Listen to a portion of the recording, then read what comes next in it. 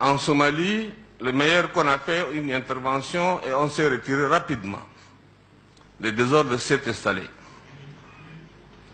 La division du Soudan a amené aujourd'hui à une guerre civile et des millions de morts, plus que les morts pendant les 50 années de guerre entre les Soudanais, entre eux, en 2 ans. La destruction de la Libye. Mon frère disait que c'était le travail inachevé. Non, le travail a été achevé. L'objectif recherché étant l'assassinat de Gaddafi, mais pas autre chose. Pas autre chose. Donc, disons-nous que le travail a été achevé. Mais ce qu'il n'a pas eu, c'est le service après-vente. C'est le service après-vente qu'il n'y a pas eu. Donc on aurait dû accompagner les Libyens pour la naissance, comme disait en son temps, la nouvelle Libye démocratique, la nouvelle Libye en paix, en stabilité. Gaddafi est mort, c'est terminé, bagage plié, on est parti. Et voilà, aujourd'hui, la Libye est devenue le terreau du terrorisme et de tous les brigands, de tous les malfaiteurs. Les Libyens sont des Hébreux, ils ne savent pas à quel sein se vouer. Les Libyens des souilles, pas les étrangers qui viennent détruire le pays. Le Mali, c'est une conséquence directe de la destruction et du désordre de la Libye. Le Boko Haram n'avait pas de force, du matériel. Le Boko Haram, c'est aussi une conséquence directe de la destruction de la Libye. Au Cameroun, la guerre Boko Haram au Cameroun, c'est aussi les conséquences directes de la destruction de la Libye. Les armes qui circulent dans l'Afrique au sud du Sahara, jusqu'au rivage, je dirais de l'Équateur, ces armes-là vont aller encore plus loin.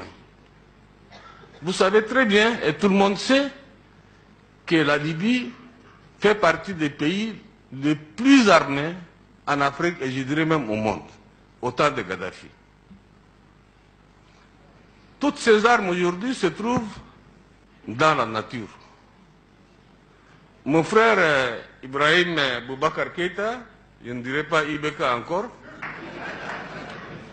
me disait tantôt que la solution est entre les mains des Africains. Monsieur le Président, mon frère, la solution n'est pas entre nos mains. La solution, c'est entre les mains de l'OTAN, qui a créé le désordre, n'a qu'à aller ramener le désordre, l'ordre. C'est simple.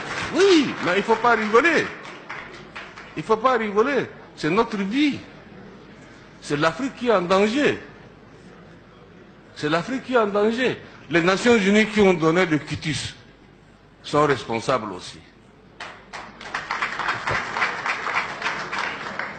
Donc, aucune armée africaine ne peut aller détruire en Libye le terrorisme.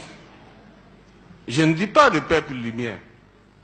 Les populations libyennes, quelles que soient leurs origines, quelle que soit leur idéologie, peuvent dialoguer et trouver une solution. Mais là où le bas blesse, comment peut-on négocier ou dialoguer avec les intégristes, avec les fondamentalistes? C'est impossible, il n'y a pas de dialogue. Et ce sont ceux-là aujourd'hui, ceux-là qui font le jeu en Libye.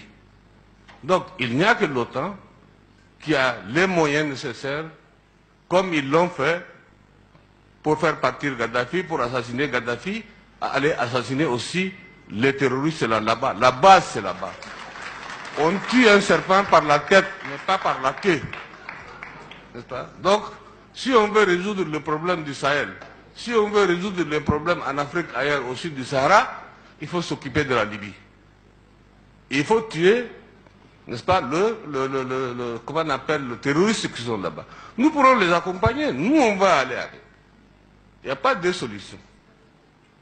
Ça c'est un problème, je crois auquel vous ne pouvez pas chercher de midi à 14h de solution.